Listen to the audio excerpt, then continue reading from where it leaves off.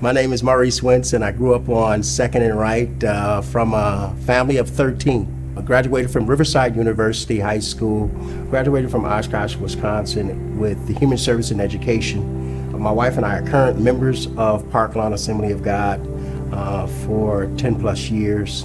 Real estate investors and developers here in the Sherman Park neighborhood. This very month marks the 5-year onset of the riots or the civil unrest 5 years ago here in the Sherman Park neighborhood. And as members at Park Lawn Assembly of God, Bishop Walter Harvey led the charge in saying, okay, church, this is it. This is where the rubber meets the road. We're going to go outside the walls in the community of the church and go not just be in the community, but a part of the community. And after the settling of the riots, we initiated Prism EDC and Upstart Kitchen to kind of address some of the cries that the community had. Bishop Harvey led that charge, and during the course of leading that charge, gathering not just churches here locally, but suburban area churches, and saying, we need to change and things need to change. And he asked for specific leaders to come forth, and as real estate investors and developers and members of Park Lawn, my wife and I stepped up to the plate and felt like we were led by God to undergird Bishop, so to speak, as the real estate component to multiple ventures right here in the Sherman Park neighborhood, Clean Laundromat and Upstart Kitchen. Some of the needs and some of the things that we've identified is a food disparity, a lack of businesses or a lack of platforms or outlets for businesses. Sherman Park grocery store idea came about. Unfortunately, that particular commercial daycare center did not survive COVID. And once that happened and my wife and I got the keys back into our hands, we literally wanted to know, practicing good stewardship, God, what would you have us do with this? Do we lease it back out as a facility or a daycare facility? But understanding the need, the food disparity, the lack of fresh fruits and produce, and the lack of the food desert or high food desert or access to fresh fruits and produce here in this particular area, and a high population of folks that are on AFDC, EBT.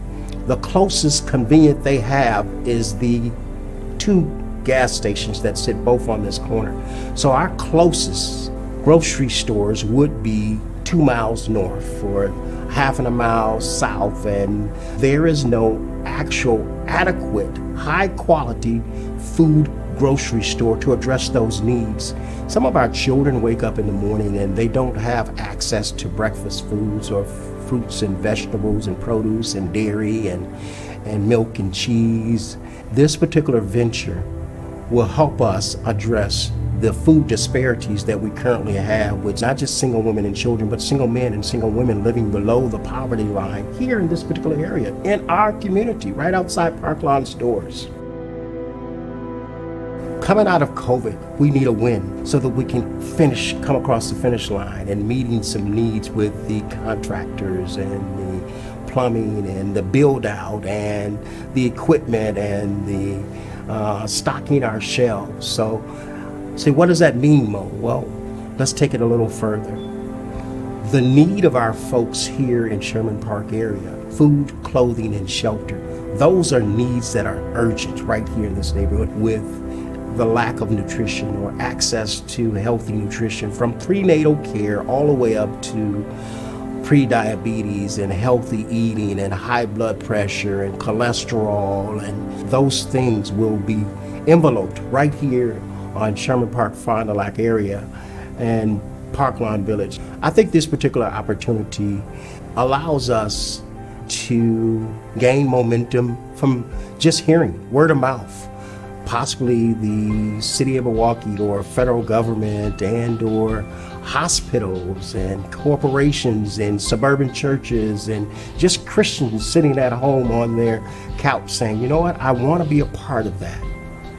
I want to be a part of building community, neighboring The Bible speaks on God saying that he poured out his spirit. And here's the common theme. Let's just not be Christians inside the church, but outside the walls and building communities in your community, in my community, and communities abroad, and just helping stabilize, not just through the Word of God, but literally community. My hope is that this particular opportunity will see and will gain momentum, and lives will be changed with the partnering or the collaboration that we possibly might be able to gain out of this. Lives will be changed and continuing the momentum so that we can address additional needs in our community.